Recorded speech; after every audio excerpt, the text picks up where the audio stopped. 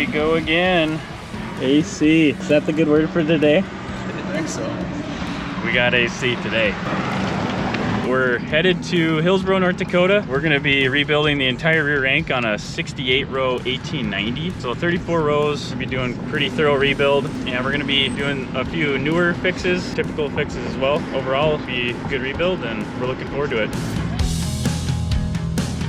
Hey, we made it. Short drive, Hillsboro, it's a quick jump for us. So we're gonna be in a nice shop with air conditioned. We're pretty excited. It's not that hot out, but it's always nice to be climate controlled. You got her. Good to meet you, Trev. Yep. Let's take a look at what you got. All right. The back gang is what we'll be rebuilding mostly. We don't plant much for grain, so we'll be redoing this back section. And Okay. Yeah. Split rank, 1890, 15-inch rows when you split rank. so it's extended wear. It's an extended wear system that we had on since 2005. Okay. Original equipment. We did do Genius seals back in 2006 or 7. They lasted a long time, but starting to seize up a little bit. Yep. But we haven't had to grease this thing for several years. Okay. So that was the point of the Genius seals. Some are okay, but like you said, some are starting to stick. I mean, it's time. Oh yeah, this So one. we probably got this one's 30,000 snappy. acres on this thing. Yeah. So Definitely. it's. You got the V8 wheels on here. How are those working? They've been working well. We've had good luck with them. We redid we put the bigger bolts in with the boots, the seed boots, a couple years ago. That definitely helps. It made a huge difference. But now this year, obviously, you're gonna replace those. These babies here, we're gonna do handles, T-handles, I think. Yep. Springs. We've got planned the closing wheel pivots, the press wheel pivots, the shifter plates and handles. Yep. The new boots, stabilizers, main opener on pins and bushings, new discs. Yep. Heavy duty closing wheel spring. Yep. Seat taps too. We're gonna do a little swapping there. Yep. So we've been running the Ninja Flap, and we're gonna run half and see how they compare with the other ones. That was Rick's. He was working on a sale on that deal. So Yeah. Good. I figured we'd give him half.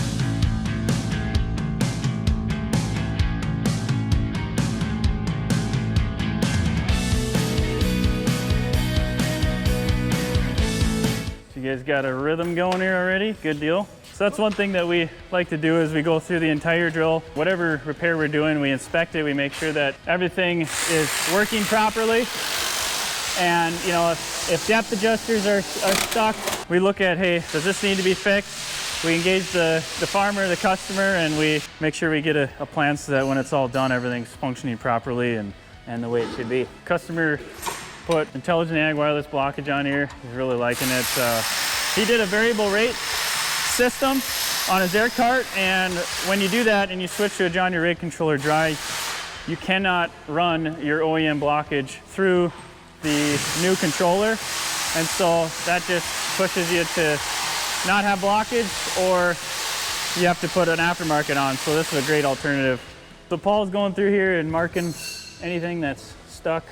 He's moving all the depth adjusters down so we can get a gun in here and take the gauge wheels off. So this is the first step, ripping all the gauge wheels off. We're gonna pull those out, stack them over here. And then the next thing will be pulling the closing wheel arm off. We'll pull those out of the way so we have free and clear access here. From there, we're gonna be taking the discs off. We'll take the press wheel arms off, pretty much strip this thing down to nothing. So when everything's stripped down off the main row unit, it's about as light and tore down as it can be. And here's all the parts that are going in it. So I better quit talking and get back to work.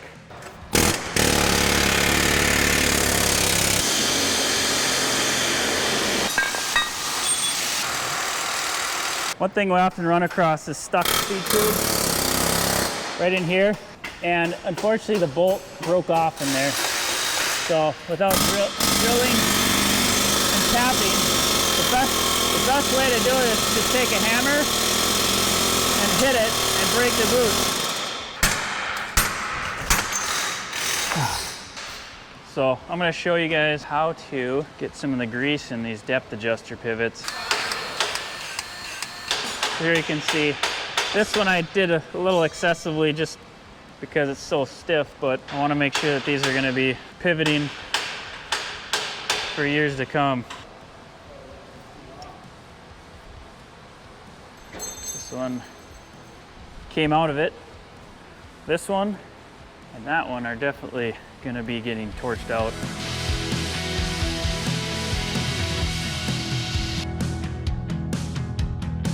So I just got a call from the office gals. We're not too far away, so they're coming up here to drop off some parts and check it out, get their hands dirty. They're excited to learn a few things and see what all we do. Fancy having you guys show up. I have lots of goodies. All right. I'm Lisa, and this is Kylie, and we came out to Hillsboro. We have a rebuild going on, and so getting some pictures done, and this is Kylie's first rebuild. Stay tuned. We're gonna make her do all the things, and she's gonna do very well with them. Very good. You guys look like you're doing a great job.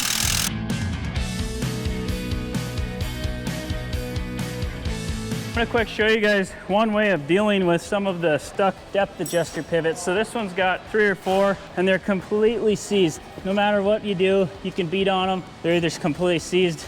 So what we're gonna do is we're gonna, instead of cutting it out with a torch, I'm gonna pound it out and cut it with a bandsaw. So.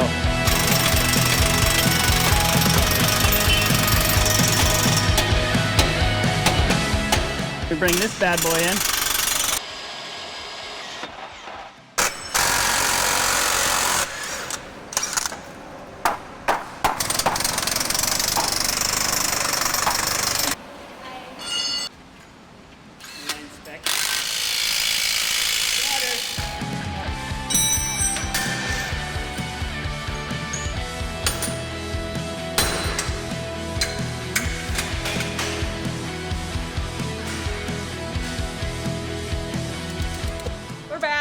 We're back! Okay. Got some grease on our elbows. Kylie, show them your drill. Yep, Kylie. See the other guy. We are alive, we are thriving, and we are leaving. Go back to the office. We got the seed boot stabilizers, the springs, the seed boots, and the seed taps, courtesy of Kylie, all installed. We're gonna head back to the office, so the guys are gonna help finish up. Overall, what was your thoughts on your first rebuild? My back hurts. It's a lot of work. So hire the ready crew so your back doesn't hurt. Gotta make sure you have your hearing protection when the ready crew's around. All right, guys, we'll catch you later. Some quick updates, guys. So now we're just finishing up all the boots, all the depth adjusters. We're putting the shifter plates on here, right in here. We're doing final torque on the main opener arm pin and bushings. Putting all the seed tubes in. See Paul routing them right now. Josh is going back through here, getting those tight. And tomorrow when we come back, we're gonna be installing all the closing and press wheel pivots and starting to assemble all the discs and everything else that we need to get this thing done. Hopefully be done by midday. Here's the heavy duty depth adjuster shifter plate and handle. Thicker steel, square notches, higher grade steel. Definitely a really nice pivot, or helps with the depth adjuster not slopping all over when you're going down the field and you want consistent seed depth. So definitely making good progress today. We're gonna leave at a decent hour, be back early tomorrow morning, and hopefully be done by midday. Day 2. We got Nolan, the replacement for Paul, Josh and John, and one of the Reds. Good morning, guys. How are you today? Good.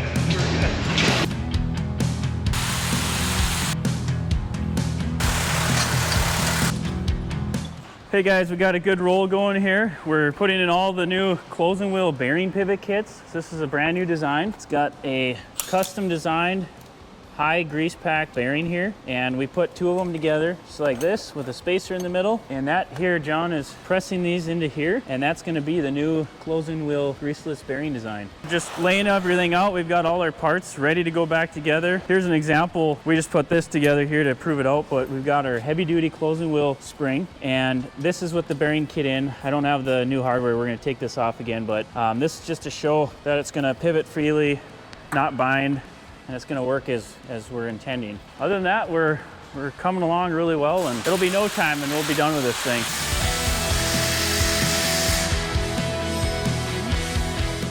We now have all the press wheel arms on and torqued. They're nice and free. All the press wheel springs are on. Now we're coming along. Hanging discs, and Nolan here, kind of a bottleneck here, but he's making good headway on getting all the disc hardware on and getting them tightened up. And then Josh is doing final torque, making sure everything's torqued appropriately.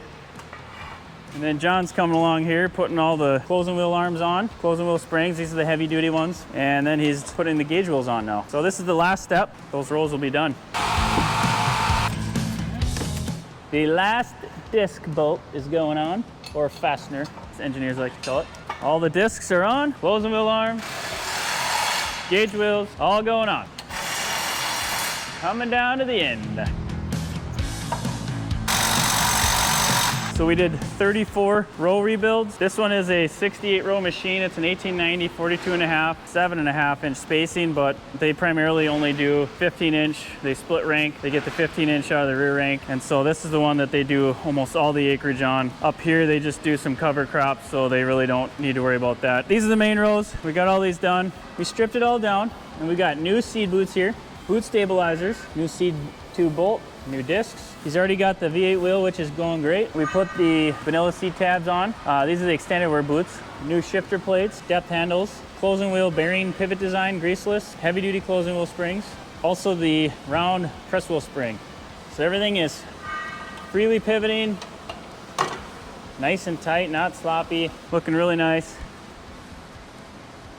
And we are packing up here.